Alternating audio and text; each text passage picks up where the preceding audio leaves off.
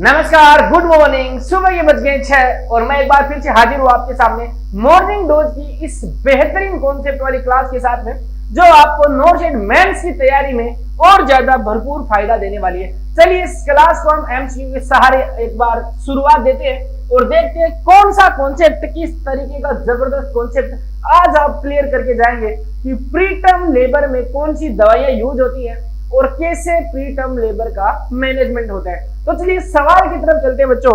और सवाल अपना आज का मॉर्निंग डोज का सवाल जो है वो आपके सामने pre term labour drug management की। प्री टर्म लेबर जो है उसमें ड्रग का मैनेजमेंट कैसा होता है कि ड्रग देखिए प्री टर्म लेबर को कैसे मैनेज किया जाता है। सवाल आपकी स्क्रीन के सामने है। सवाल ये लीजिए आपकी स्क्रीन के सामने और जबरदस्त मल्टीपल चूज वाला सवाल आपके सामने है। सवाल ये है, सवाल पढ़ेंगे बच्चों। क्वेश्चन है, ए 22 year old primary gravida mother, यानी कि प्राइमरी ग्रेविडा मदर है, पहली बार मदर बनने वाली है, विद 33 वीक ऑफ प्रेगनेंसी कि प्राइमरी ग्रेविडा मदर है, 33 वीक ऑफ प्रेगनेंसी है, is admitted in labour room कि लेबर रूम के अंदर एडमिटेड है। इसका मतलब जाहिर सी बात है कि कुछ हलचल तो जरूर हुई है और कुछ हलचल हुई है तो ये मदर लेबर रूम में आ रुकी है। तो आगे क्या है, विद रेगुलर यूटेराइन कॉन्ट्रैक्शन, जो कि क्या है एक ट्रू लेबर की पहचान है कि रेगुलर यूटेराइन कॉन्ट्रैक्शन हो रहे हैं। सर्वाइकल लेंथ इज 2 सेंटीमीटर की सर्वाइकल लेंथ जो होती है सर्वाइकल की वो 2 सेंटीमीटर रह चुकी है।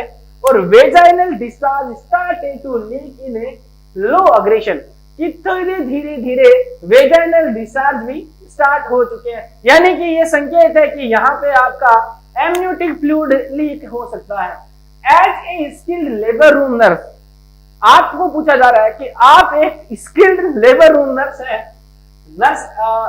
लेबर रूम नर्सिंग ऑफिसर है, what drug will you ready for this patient, यानी कि क्लियर सिनेरियो है कि प्राइमरी ग्रेविडा मदर है और 33 वीक, ये इसका की पॉइंट है बच्चों। हर सवाल के अंदर एक की पॉइंट है या एक की वर्ड होता है जिसको आपको पहचानने की जरूरत होती है। और ये कि 33 वीक ऑफ प्रेगनेंसी है और एडमिट है कहाँ पे, लेबर रूम में, और सर्वाइकल लेंथ 2 सेंटीमीटर बची हुई है, यूटेराइन कॉन्ट्रैक्शन है। जाहिर सी बात बच्चों ये है कि ये जो मदर है इसमें क्या होने वाला है, दीज आर इंडिकेशन है किसके, indicators of pre term labour. क्या है, प्री टर्म लेबर। और प्री टर्म लेबर तो एक हेल्दी तो होता नहीं है, नॉर्मल तो होता नहीं है, अब नॉर्मल लेबर ही होता है प्री टर्म लेबर जो होता है, और इसका इलाज हमें करना जरूरी है। पर इससे पहले हमें यह पता होना जरूरी है कि लेबर जो है, प्री टर्म लेबर जो है वो किस किस कैटेगरी में आता है, कितने टाइप के प्री टर्म लेबर होगा तो क्या होगा, प्री टर्म बेबीज होंगे, और ये जो प्री टर्म है ये किस टाइप के होते हैं। तो दोस्तों प्री टर्म लेबर में क्या होगा कि एक होता है एक्सट्रीम प्री टर्म। क्या होगा, एक्सट्रीम। मैं आपको ये चीज इसलिए बता रहा हूं कि ड्रग का जो मैनेजमेंट होगा ना, जब आप आगे देखेंगे तो ड्रग का जो मैनेजमेंट होगा वो इसी चीज के ऊपर होगा कि पेशेंट है या मदर जो है वो एक्सट्रीम प्री टर्म में है या वेरी प्री टर्म है, मॉडरेट प्री टर्म है या फिर लेट प्री टर्म के अंदर है। इसके हिसाब से ड्रग और मैनेजमेंट है उसका चुनाव होगा। और ये आप देखेंगे एक्सट्रीम प्री टर्म है, इसका मतलब क्या है कि लेबर जो हो रहा है वो लेस देन 28 वीक से कम में ही लेबर की जो प्रक्रिया है वो स्टार्ट हो चुकी है। इसके अलावा वेरी प्री टर्म जो होगा, वेरी प्री टर्म का मतलब है कि लेबर की जो प्रोसेस है, या प्री टर्म बेबी भी इसको मान सकते हैं आप कि प्री टर्म बेबी जो होने वाला है वो कौन सा होगा, 28 to 32 वीक के बीच में बच्चा आपका पैदा होने वाला है।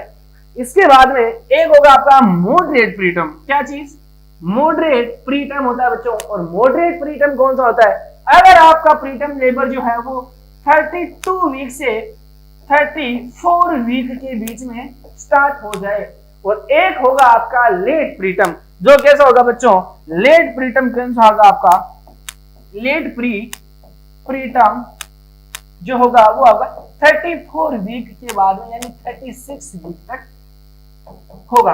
हालांकि ये जो गाइडलाइन है थोड़ी बहुत ऊपर नीचे हो सकती है क्योंकि हर जगह अलग अलग गाइडलाइन लिखी हुई है, बट मोस्टली ओवरऑल एक सिनेरियो के अंदर देखा जाए तो यही गाइडलाइन इसकी होती है। ये चीज मैंने क्यों बताई आपको, ये चीज मैंने इसलिए बताई है क्योंकि मैनेजमेंट जो होगा वो इसके हिसाब से ही होगा। चलिए सवाल की तरफ चलते हैं, सवाल की तरफ चलते हैं। एक बार मैंने प्री टर्म लेबर आपको बता दिया, तो ये बता कि कौन सी दवाइयां जो है as a skill labour nursing officer, labour room nursing officer कौन सी तैयार करनी है।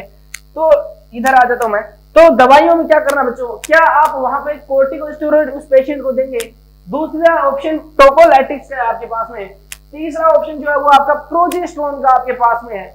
और चौथा है मैग्नीशियम सल्फेट का ऑप्शन आपके पास में है। और ऑप्शन ऐसे बनाए हुए हैं कि आप कौन सी दवाएं तैयार रखेंगे। तो क्या ऑप्शन 1, 2 और 3 दिया हुआ है कि कोर्टिकोस्टेरॉइड, टोकोलाइटिक और प्रोजेस्टेरोन है। एक में है कि कोर्टिकोस्टेरॉइड और टोकोलाइटिक ही देंगे आप। तीसरा ऑप्शन है, सी ऑप्शन में है फर्स्ट, सेकंड और फोर्थ, यानी कि आप प्रोजेस्टेरोन नहीं देंगे प्री टर्म लेबर को मैनेजमेंट के लिए। इसके अलावा कोर्टिकोस्टेरॉइड, टोकोलाइटिक और मैग्नीशियम सल्फेट तीनों चीजें देंगे। और ऑप्शन डी है कि चारों चीजें हम दे देंगे। तो आपका कौन सा राइट आंसर होना चाहिए अभी आपको पता चलेगा और इसका पोस्टमार्टम अब हम कर डालेंगे। इतना भयंकर सवाल और हमारे टीएनसी के बच्चों के सामने ऐसा हमें होने ही नहीं देंगे। तो प्री टर्म लेबर हो रहा है, इसका मतलब है कि ये अच्छी बात तो है नहीं। और प्री टर्म लेबर होगा इसका मतलब क्या है कि अल्टीमेटली बच्चे को नुकसान होने वाला है। और बच्चे को कौन सा नुकसान होगा उसको हमें बचाना है। तो प्री टर्म लेबर जो होगा, जो मेनली बच्चों मोटे मोटे रूप पे, मोटे मोटे तौर पे दो प्रॉब्लम्स आपके सामने आने वाली है। दो प्रॉब्लम आपके सामने आने वाली है। और दो प्रॉब्लम कौन सी है कि एक होगी कि लंग मैच्योरिटी की प्रॉब्लम होगी, लंग मैच्योरिटी की प्रॉब्लम आपके सामने देखने को मिल सकती है। दूसरा होगा आपका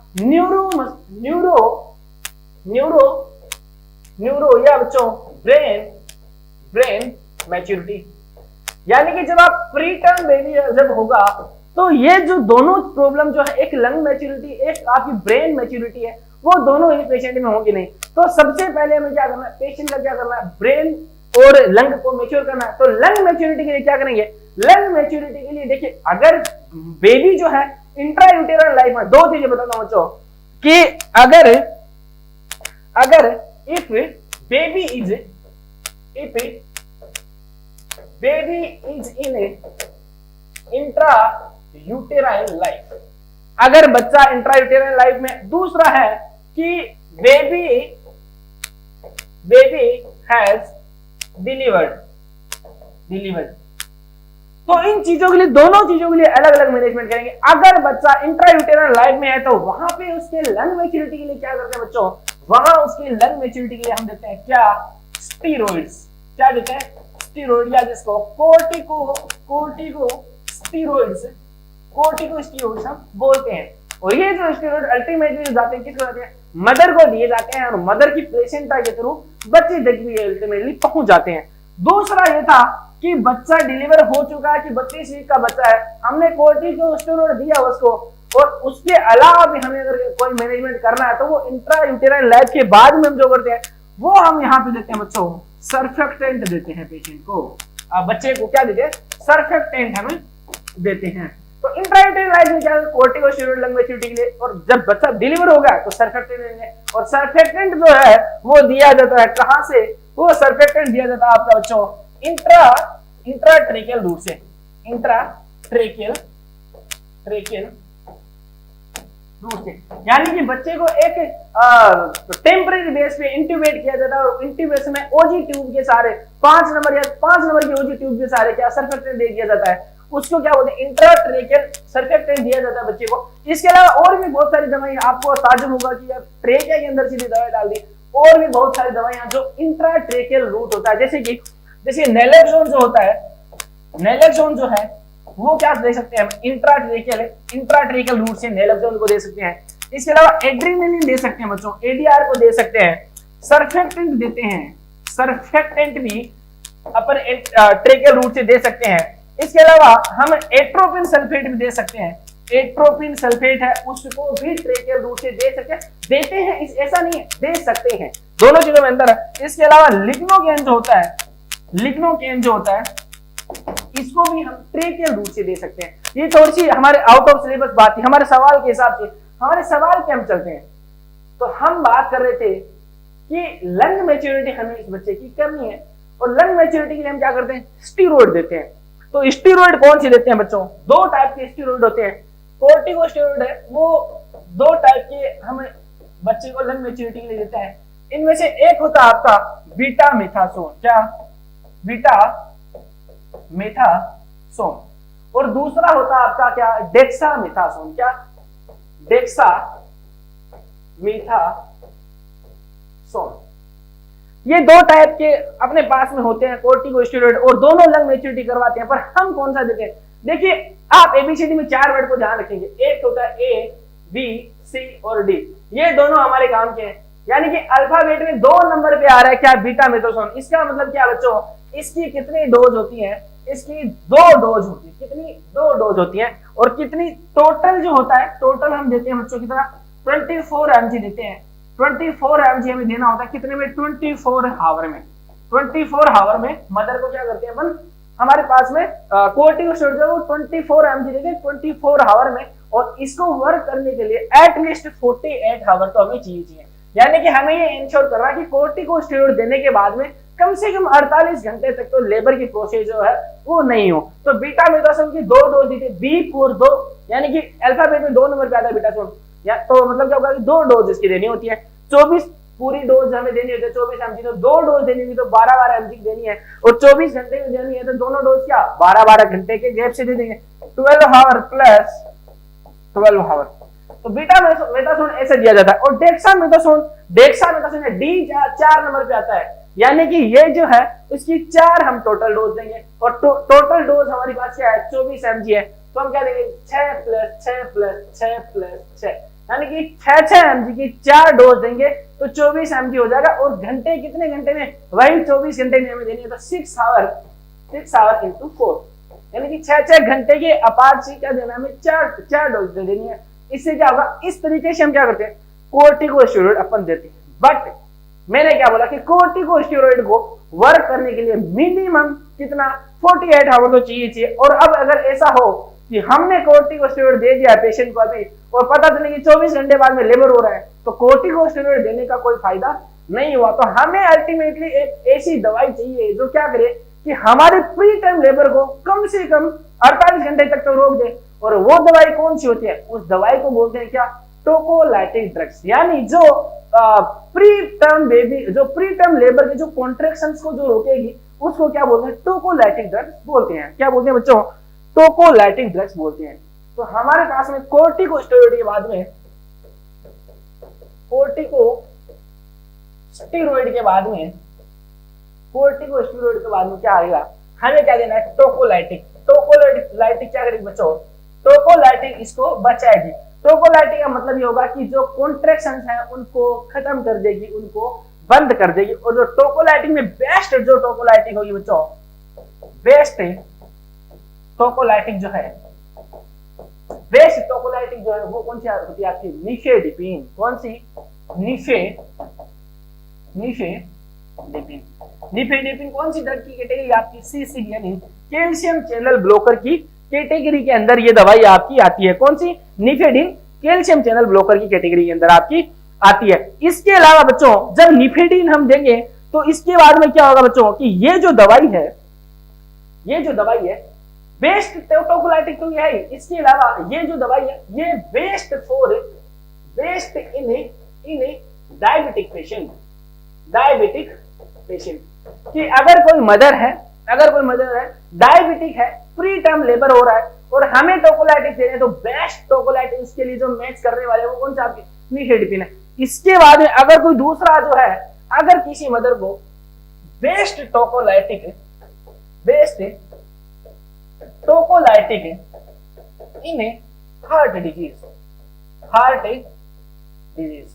तो हार्ट डिजीज के अंदर सबसे बेस्ट जो टोकोलाइटिक होता है वो कौन सा होता है बच्चों, एटोसिबैट। क्या, एटोसिबैट। तो टोकोलाइटिक की हमने बात की कि 2 टोकोलाइटिक अपने सामने आ गए कि बेस्ट जो टोकोलाइटिक होगा वो निफेडिपिन ही आपको यूज करना है। इसके अलावा कौन सा हो सकता है, और डायबिटिक मदर में भी वही बेस्ट है, और हार्ट डिजीज जो एटोसिबैट है।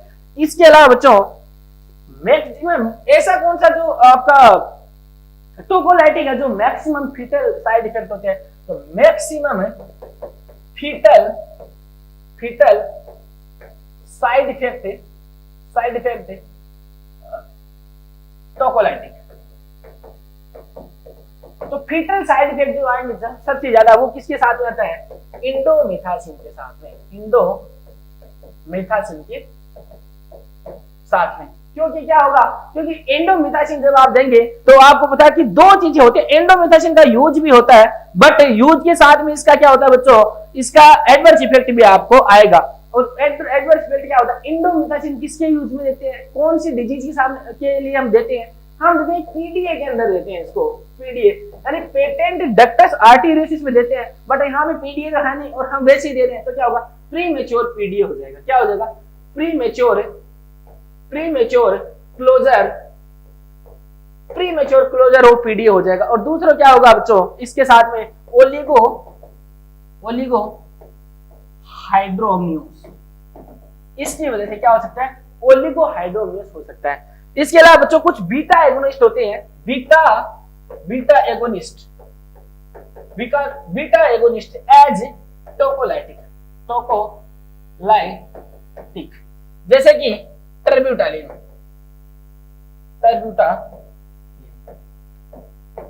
तो ये जो दवाई है बच्चों, ये जो है वो आपकी क्या करती है, हाइपोकेलेमिया कोज कर सकती है और कॉन्ट्रा इंडिकेट होती है किसमें, डायबिटिक पेशेंट में। क्या Contra indicated in diabetic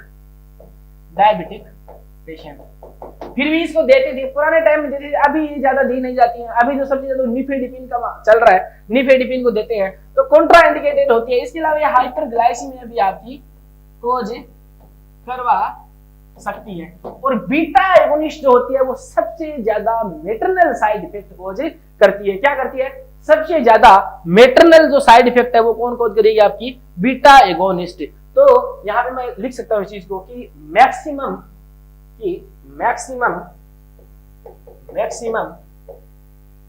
maternal side effect. तो ये बात होगी आपकी किसकी, अपने टोकोलाइटिक की बात होगी। इसके साथ में एक और ऑप्शन था अपने साथ में, अपने पास में जो था क्या, MgSO4। क्या था बच्चों, MgSO4 अपने पास में था। MgSO4 भी कैन वर्क एज ए टोकोलाइटिक रूप में काम कर सकता है, पर हम यूजुअली मैग्नीशियम सल्फेट जो है उसको एज ए टोकोलाइटिक देते नहीं है, क्योंकि जिस इफेक्ट पे इसकी डोज हमें बहुत ज्यादा बढ़ा के देनी पड़ेगी। जाहिर सी बात है, अगर हमें इसका यूज एज ए टोकोलाइटिक करना है तो हमें इसकी डोज बढ़ा के देनी पड़ेगी अल्टीमेटली। और जब हम डोज बढ़ा के देंगे तो हमें क्या फायदा होगा, क्योंकि नुकसान तो हमें पहले से हो जाएगा। जब तक डोज बढ़ाएंगे, जब तक टोकोलाइटिक एक्शन इसका निकल के आएगा, तब तक तो हमें क्या होगा, पेशेंट क्या हुआ है, मैग्नीशियम सल्फेट की जो टॉक्सिसिटी हो जाएगी, तो कोई फायदा नहीं है। इसलिए इसको हम देते नहीं है, इसको हम देते हैं न्यूरो प्रोटेक्शन के लिए। किस चीज में, क्योंकि मैंने जब बताया था आपको शुरू में, मैंने ये चीज बताई थी बच्चों आपको, कि मैग्नीशियम सल्फेट है इस ये ऑप्शन में था। और इसको कहां देते हैं अपन, मैंने ये प्रॉब्लम भी बताई थी कि दो मेजर प्रॉब्लम आएंगी, दो मेजर प्रॉब्लम आएंगी आपकी। दो मेजर प्रॉब्लम कौन सी आएंगी, ये रही, एक आएगी लंग मैच्योरिटी की, एक आती है आपकी न्यूरो या ब्रेन मैच्योरिटी की प्रॉब्लम आती है, प्री मैच्योरिटी इनमें भी हो सकती है। तो इसके लिए हम क्या देते हैं बच्चों, इसके लिए हम देते हैं मैग्नीशियम सल्फेट। क्या देते हैं, MgSO4। ये कैसे करता है बच्चों, ये स्टेबलाइज करता है किसके, आपके सेरेब्रल ब्लड फ्लो को। और क्या करता है बच्चों, ये सर्कुलेशन मेंटेन करता है। सेरेब्रल सर्कुलेशन जो है उसको मेंटेन करता है, ब्लड प्रेशर को मैनेज करके, किसके अंदर, सेरेब्रम में, इसलिए यूज करते हैं। तो मैंने बता दिया कि लंग मैच्योरिटी के लिए हमें कोर्टिकोस्टेरॉइड चाहिए, और कोर्टिकोस्टेरॉइड के लिए 48 घंटे के मिनिमम चाहिए। तो इसके लिए हम क्या देते हैं बच्चों, टोकोलाइटिक्स हम इस पेशेंट को देते हैं। तो अब यहाँ पे अब देखिए दूसरी चीज बता दो कि प्री मैच्योर लेबर हो रहा है, इसका मतलब प्री मैच्योर लेबर किसको बोले हैं हम, हमें क्या पता। तो क्राइटेरिया जो होता है प्री मैच्योर लेबर के लिए, क्राइटेरिया प्री टर्म लेबर के लिए क्या होगा बच्चों, प्री टर्म लेबर के लिए देखिए नॉर्मल सर्वाइकल लेंथ जो होती है बच्चों, नॉर्मल सर्वाइकल लेंथ जो होती है किसके अंदर, प्रेगनेंसी के अंदर, जो कितनी होती है 4 सेंटीमीटर होती है, क्या 4 सेंटीमीटर। बट अगर ये सर्वाइकल लेंथ आपकी लेस देन 2.5 सेंटीमीटर रह जाए, इसका मतलब क्या है कि अब लेबर जो है वो स्टार्ट होने वाला है, और ये लेंथ अगर प्री टर्म पीरियड के अंदर कम हो जाए तो इसका मतलब प्री टर्म लेबर स्टार्ट होने वाला है। और सर्वाइकल डायलेशन अगर मोर देन 2 सेंटीमीटर हो जाए, अगर हमें सर्वाइकल डायलेशन जो है वो मोर देन 2 सेंटीमीटर मिले, इसका मतलब क्या है, प्री टर्म लेबर जो है वो आपको यहाँ पे देखने को मिल सकता है। इसके अलावा बच्चों, इसके अलावा यहाँ पे हमने जो एक चीज देखा था, हमने एक ऑप्शन देखा था, वो कौन सा था आपको, अब मुझे लगता है कि सवाल अगर वापस से बैठेंगे तो आप इसका कर सकते हैं इलाज। एक बार मैं फिर से आपको इसका सीनियर दूंगा। एक अपने पास था प्रोजेस्टेरोन, तो प्रोजेस्टेरोन जो है बच्चों, प्रोजेस्टेरोन क्या करेगा, प्रोजेस्टेरोन क्या करता है बच्चों, progesterone can prevent pre term labour, यानी प्री टर्म लेबर को प्रिवेंट कर सकता है। बट एक बार अगर प्री टर्म लेबर इंड्यूस हो गया, अगर प्री टर्म लेबर स्टार्ट होगा, तो उसके बाद में ट्रीटमेंट नहीं कर सकता। क्या progesterone can prevent, progesterone can prevent but can not cure, can not stop. Prevent करता है, स्टार्ट होगा तो स्टॉप नहीं करेगा। ये काम करता है किसका बच्चों, जब तक प्रेगनेंसी मेंटेन रहती है तो ये क्या करता है, यूटेराइन मसल को क्या करता है, स्मूथ करके रखता है, रिलैक्स करता है। यूटेराइन रिलैक्सेशन का ये काम करता है, जिससे क्या होगा, कॉन्ट्रैक्शन अल्टीमेटली अराइज होंगे नहीं। तो मैं समरी आपको ब्रीफ दे देता हूं, उसके बाद में आप खुद इस सवाल का क्या करने वाले हैं, आंसर खुद देने वाले, और आपकी चुटकियों पे इस सवाल का आंसर होगा।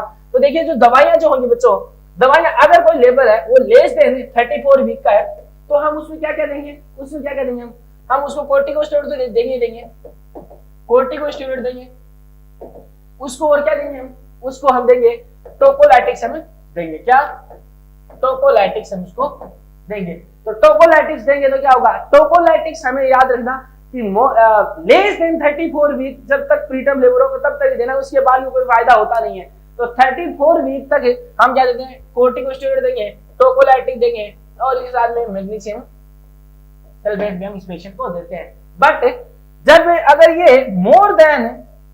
ये लेस देन है, अगर मोर देन 34 वीक हो जाए तो हमें सिर्फ एक ही चीज देनी है, कौन सी, कोर्टिकोस्टेरॉइड देना है। क्या देना है, कोर्टिकोस्टेरॉइड ही देने हैं, यानी लंग मैच्योरिटी के लिए चीजें देनी है। इसके बाद में टोकोलाइटिक और मैग्नीशियम सल्फेट वगैरह ये जो चीजें हैं वो आपको नहीं देनी होती है यहाँ। तो ये जो सवाल है, इस सवाल में आपको दिया गया है कि पेशेंट जो है वो कितना 33 वीकर है। क्या है, पेशेंट 33 वीकर है, तो 33 वीकर के अंदर हमें ये चीजें आपको देने की जरूरत नहीं पड़ेगी। यहाँ पे क्या होगा, सवाल की तरफ चलते हैं, और सवाल में आपने दिया है कि 33 वीकर है, तो 33 वीकर में आप मुझे बता दीजिए क्या क्या चीज देनी है। क्या कोर्टिकोस्टेरॉइड देना है, तो कोर्टिकोस्टेरॉइड बिल्कुल देना है हमें। कोर्टिकोस्टेरॉइड तो बियॉन्ड 37 वीक तक, सॉरी अप टू 37 वीक तक तो देना ही देना है, इसके बाद में नहीं देना, बट इससे पहले देना है। पर 34 वीक के बाद में टोकोलाइटिक और मैग्नीशियम सल्फेट आपको देने की जरूरत नहीं है। तो आप क्या, यहाँ पे 33 वीक है, तो हम 33 वीक पे क्या देंगे, 33 वीक है, तो यहाँ पे हम क्या देंगे बच्चों, कोर्टिकोस्टेरॉइड देना है तो कोर्टिकोस्टेरॉइड तो देंगे हम, टोकोलाइटिक देना है तो टोकोलाइटिक भी हम यहाँ पे देंगे। प्रोजेस्टेरोन देना है, प्रोजेस्टेरोन देने का कोई फायदा ही नहीं है, क्योंकि ये प्रिवेंट करता है, स्टॉप नहीं कर सकता। तो यहाँ पे इसको हमें 3 नंबर जो है इसको हम नहीं देंगे, प्रोजेस्टेरोन को देने का फायदा नहीं है। और मैग्नीशियम सल्फेट देंगे तो मैग्नीशियम सल्फेट आप बिल्कुल मैग्नीशियम सल्फेट भी आप देंगे। तो इनमें से, इन चारों में से कौन से ऑप्शन है जो मैच करते हैं, तो पहला मैच करेगा, दूसरा मैच करेगा और चौथा मैच करेगा। तो जो ऑप्शन नंबर 3 जो है, 3 नंबर का जो ऑप्शन है बच्चों, वो हमारे फायदे का नहीं है, ये हमारे फायदे का नहीं है। बाकी के तीनों ऑप्शन हमारे फायदे के। तो राइट आंसर जो होने वाला है वो होने वाला है आपका 1, 2 और 4, यानी सी ऑप्शन जो है वो अपना राइट होगा। 1, फर्स्ट, सेकंड और फोर्थ राइट होने वाला है। नमस्कार, तो ये क्लास थी मॉर्निंग डोज के साथ में कि प्री टर्म बेबी जो है उसका मैनेजमेंट कैसे होता है, कैसे कोर्टिकोस्टेरॉइड काम करता है, इसके अलावा और जो सारी चीजें हैं, टोकोलाइटिक्स वगैरह कैसी होती हैं। ये एक छोटी सी क्लास थी आपके सामने। अगर आपको ये वीडियो अच्छा लगे, क्लास आपको अच्छी लगी तो कमेंट कर देना और टीएनसी नर्सिंग को एक रिव्यू भी दे देना। मिलते हैं और नए मॉर्निंग डोज के साथ में, तब तक के लिए पढ़ते रहिए, बढ़ते रहिए। जय हिंद, जय भारत।